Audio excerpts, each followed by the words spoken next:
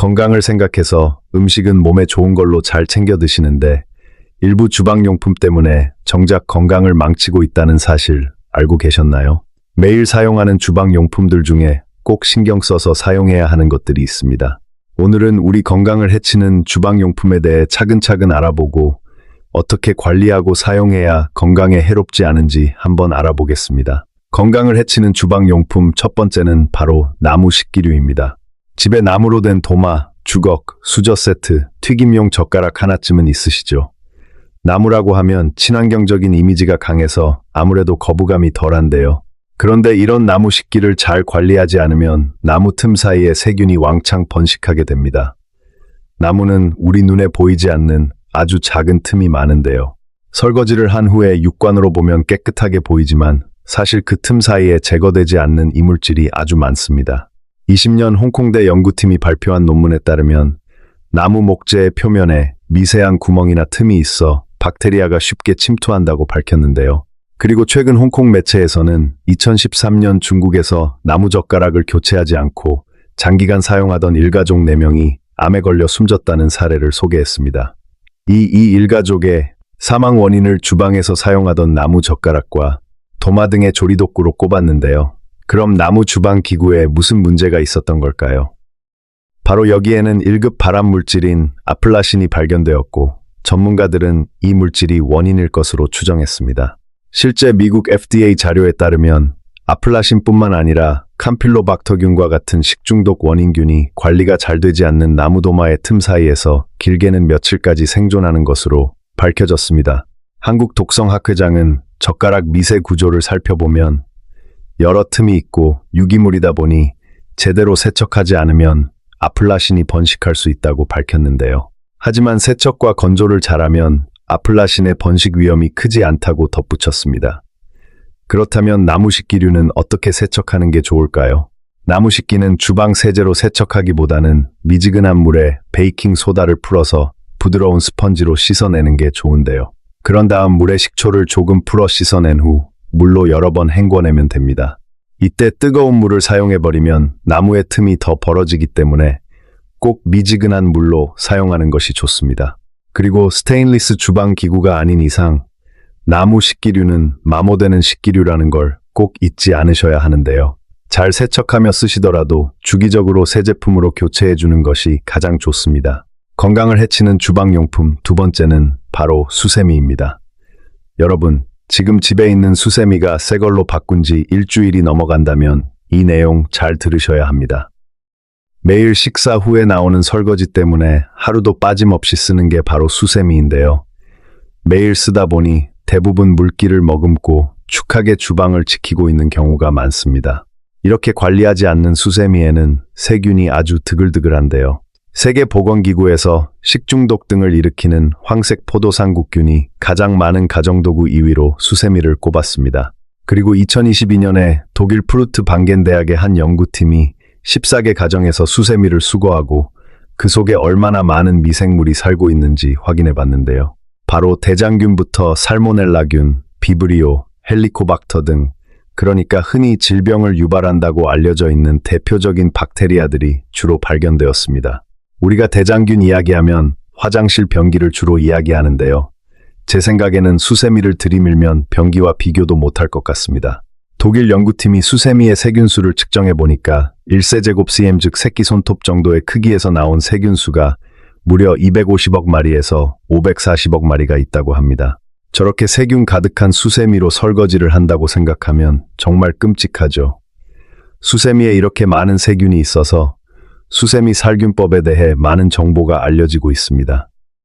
경기도 보건환경연구원에 따르면 수세미를 주방 세제로 세척을 하면 99.64%의 균이 제거되고 물과 베이킹소다 식초는 99.76%, 락스이 석회객은 99.99%, 마지막으로 전자레지와 열탕소독은 100% 살균 효과를 가지고 있다고 밝혀졌는데요. 그런데 독일 연구팀에 따르면 실험에서 수거한 수세미들 중에 정기적으로 살균하는 수세미들도 있었다고 합니다. 그런데 살균을 했다고 세균이 현저히 적은 건 아니었다고 하는데요. 살균 소독하지 않았던 더러운 수세미보다 오히려 질병에 관련된 세균이 많을 때도 있었다고 합니다. 그러니까 매번 완벽하게 살균을 하지 않는 이상 세균 때문에 위험한 건 마찬가지라는 거죠.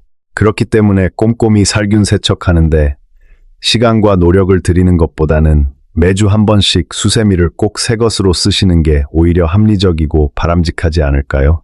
다이소나 동네 마트 보시면 수세미가 3개 1, 0원, 비싸면 2,000원 정도 합니다.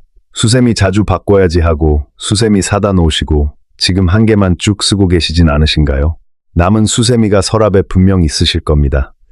우리 집 주방 위생을 위해서 앞으로 매주 일요일 저녁에는 새 수세미로 설거지 하시는 건 어떠세요? 수세미를 고르실 때 한 가지 꿀팁이 있습니다. 수세미도 세균이 덜 생기는 수세미가 있는데요. 그물망처럼 되어 있는 수세미가 그나마 세균 오염에 덜 취약합니다. 왜냐하면 건조가 빨라서 세균 번식이 상대적으로 적게 일어나기 때문입니다. 반대로 스펀지형 수세미는 두꺼운 편이라 물기를 최대한 짠다고 하더라도 그 속에 남아있는 물기가 있을 수 있어 세균 오염에 취약한데요. 그러니까 용도별로 여러 수세미를 사용하시는 게 아니라면 되도록 그물망 수세미가 좋고 평소에 설거지를 다 끝내고 세제로 오롯이 수세미를 한번 헹궈서 잘 말리고 매주 일요일 저녁 설거지 하실 때는 꼭 새 걸로 하시는 걸 추천드립니다. 건강을 해치는 주방용품 3번째는 바로 플라스틱 용기입니다. 간단하게 끼니를 때우거나 음식을 데울 때 전자레인지 쓰시는 분들은 집중해서 들어주세요. 전자레인지로 음식을 데우면 몸에 안 좋다는 이야기 들어보셨을 텐데요. 하지만 이것만 지켜주면 걱정 없이 전자레인지를 편하게 사용하실 수 있습니다. 바로 플라스틱 제품에 기재된 숫자만 알아두시면 되는데요. 우선 기억하기 쉽게 유명한 요구르트 광고 5 아시죠? 아니면 등산 갈 때 챙겨 먹는 생각하고 숫자 2와 5를 기억하시면 됩니다. 이번은 바로 HDPE 고밀도 폴리에틸렌이라는 성분인데요.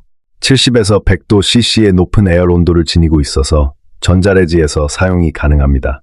이번 플라스틱은 환경 호르몬이 검출되지 않는 무독성 플라스틱이라서 우리 어린아이들이 사용하는 장난감부터 젖병까지 안전과 관련된 대부분의 플라스틱 용기에 쓰입니다.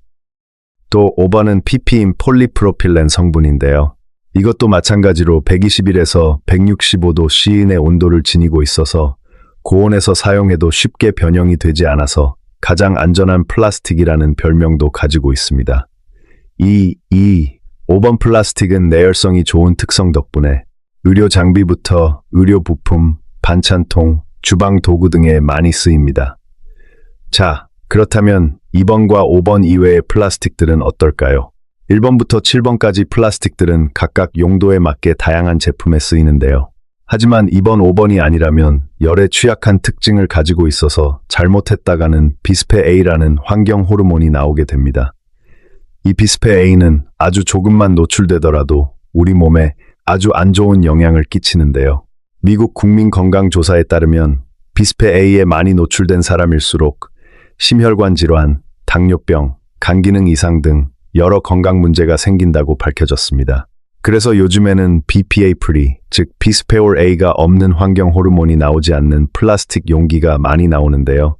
반찬통으로 구매하실 때 될 수 있으면 BPA 프리 표시를 꼭 확인하시고 구매하시는 게 좋겠습니다.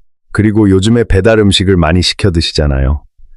아마 대부분의 음식점에서는 2번과 5번 플라스틱 포장 용기를 사용할 겁니다. 하지만 간혹 원가 절감이나 안전 불감증으로 내열 플라스틱 용기를 이용하지 않는 식당이 있을 수 있으니까 꼭 숫자 2와 5를 확인해 보시고 숫자가 없다면 전자레인지 사용 가능하다는 표시가 있는지 확인하시는 게 좋겠습니다. 전자레인지에 돌릴 때 주의하셔야 하는 게 또 있는데요. 바로 컵라면입니다. 요즘에는 전자레인지에서 조리할 수 있는 컵라면들이 나오기 시작해서 마치 끓인 라면처럼 먹을 수 있는데요. 그런데 컵라면 중에서도 전자레인지 사용이 불가한 용기는 절대 전자레인지에 넣으시면 안 됩니다. 스티로폼처럼 보이는 컵라면 용기는 폴리스틸렌이라는 재질인데요. 식약처에서 컵라면을 먹는 조건과 동일하게 100도씨의 뜨거운 물을 붓고 약 30분간 기다리는 실험을 했습니다. 그 결과 몸에 해로운 휘발성 물질은 검출되지 않았는데요. 그런데 이 폴리스틸렌 용기를 전자레인지에 사용했을 때 용기의 변형이 일어나며 몸에 해로운 물질이 용출될 수 있어서 주의해야 한다고 강조했습니다. 정리하자면 제품 포장 용기에 안내된 대로 꼭 따라주시는 게 좋겠죠. 건강을 해치는 주방용품 네 번째는 바로 오래된 프라이팬입니다. 집에 코팅이 벗겨진 프라이팬 하나쯤 있으시죠? 온전하게 요리하실 때는 좋은 프라이팬 쓰시고 긁힐 만한 요리나 막 쓰는 용도로 벗겨진 프라이팬을 가끔 사용하실 텐데요. 그런데 이렇게 코팅이 벗겨진 프라이팬을 쓰시면 벗겨진 코팅제를 먹게 돼서 몸이 안 좋다고 알고 계신 분들이 많습니다. 그런데 사실은 코팅제가 아닌 때문에 안 좋은 건데요. 식약처에서 코팅 프라이팬 표면을 철수세미로 벗겨내서 중금속 등 몸에 안 좋은 물질들이 얼마나 나오는지 확인해 봤습니다. 그 결과 의외로 납, 카드, 비소 같은 중금속은 코팅이 벗겨지는 처음에만 미량 나왔고 그 이후에는 거의 검출되지 않았다고 합니다. 그런데 문제는 알루미늄 검출이 늘어났다고 하는데요. 이 알루미늄 섭취량이 많아지게 되면 우리 몸에 어떤 변화가 생길까요? 프랑스 국립보건의학연구소에서 알루미늄과 알츠하이머 같은 노인성 치매의 연관성에 대해서 연구를 했었는데요. 연구 결과 알루미늄 섭취량이 많은 노인은 그렇지 않은 노인보다 치매에 걸릴 위험이 2.26배 더 높은 것으로 나타났다고 합니다. 또 연구진은 알루미늄을 하루에 1mg 이상 매일 섭취하면 치매의 전 단계인인지 능력 장애가 올 수 있다고 이야기하는데요. 그렇다면 우리 일상에서 알루미늄을 섭취하는 다른 경로는 어떤 게 있을까요? 대표적으로 알루미늄 호일이 있는데요. 고기나 생선을 구울 때 알루미늄 호일을 깔고 쓰셨던 경험 있으시죠?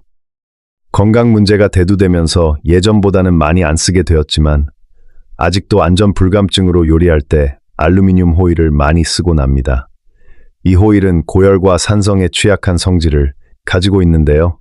그래서 이 알루미늄이 음식으로 용출되어 우리 몸에 흡수될 수 있고 이게 우리 몸에 누적되어 아까 말씀드린 치매, 그리고 골다공증 같은 질병을 유발할 수 있습니다.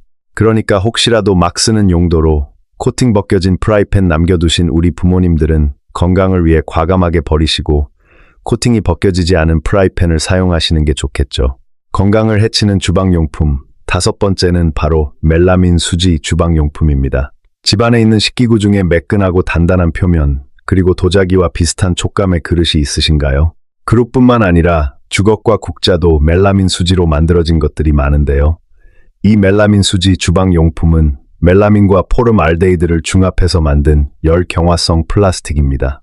플라스틱 중에서는 비교적 안정적인 재질이라 열을 직접적으로 받는 식기류에 많이 쓰이는데요. 그런데 식약처에서 이 멜라민 식기를 사용할 때 꼭 주의해야 하는 점 세 가지를 강조하고 있습니다. 첫 번째로는 사용 음악 온도를 지키는 것인데요. 멜라민 주방용품은 내열 온도가 110에서 120도 이하에서 사용한 경우 안전한 것으로 알려져 있습니다.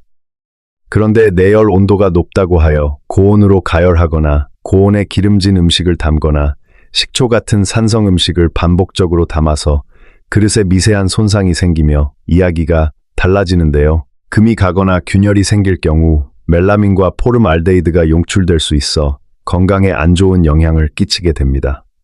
두 번째로는 전자레지 사용을 하시면 안 되는데요. 멜라민 수지는 전자레지의 고주파에 의해서 가열되면 파손될 우려가 있습니다. 혹시 갈색으로 변하고 식기가 갈라진 것들을 종종 식당에서 보실 수 있는데요. 이게 바로 열 때문에 변형된 모습들입니다. 식당에서 혹시 이런 식기가 앞에 있다면 다른 식기로 바꿔달라 하신 후 식사하세요. 세 번째로, 자외선 소독기에서 오랫동안 방치하시면 안 됩니다. 자외선이 강한 환경에서는 멜라민 용기가 변색되거나 균열이 생길 수 있는데요. 따라서 가급적 자외선 소독 시 3-4시간 이내로 짧게 하시는 게 좋고 변색이 된 제품은 사용하지 않는 것이 좋습니다. 오늘 내용이 좋으셨다면 구독과 좋아요를 꼭 눌러주세요.